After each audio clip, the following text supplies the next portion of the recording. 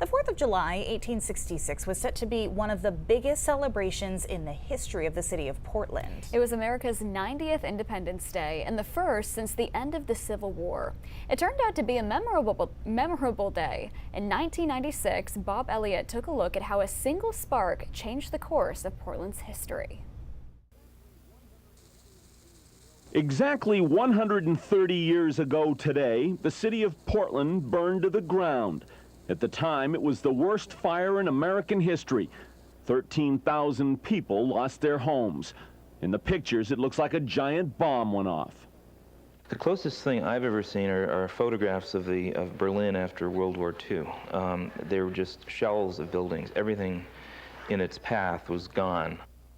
It all started when some fireworks set off a pile of oil rags on Commercial Street. Fireworks may be illegal now. Back then, everybody had them. And the 4th of July was apparently like being in Baghdad the night the Desert Storm Boys came to town.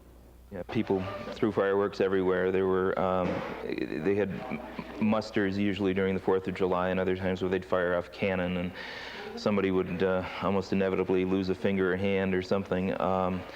Very raucous, actually, and especially after the Civil War. This was the first year after the Civil War, so it was a wild day. Once the fire spread, things got even wilder.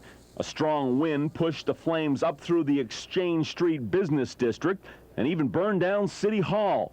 Fortunately for one poor soul, it didn't burn down the jail, which was under City Hall. There was a fellow that had been arrested for drinking the night before and was still sleeping it off in the jail, and it burned right over him, and he woke up to find that the top of the jail was gone.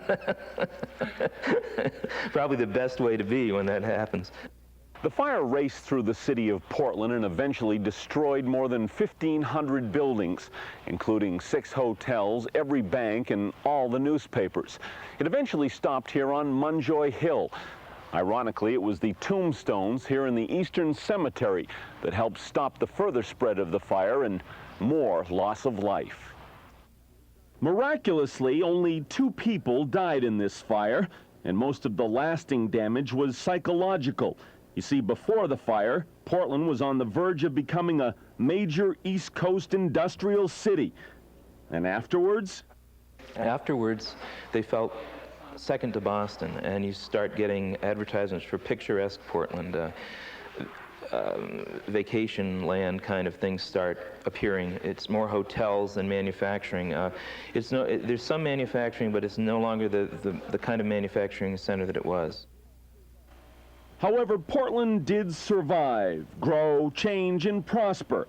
Sure, we probably have a bigger town right now if it weren't for the Great Fire, but I don't hear anybody complaining. That was Bob Elliott reporting in 1996.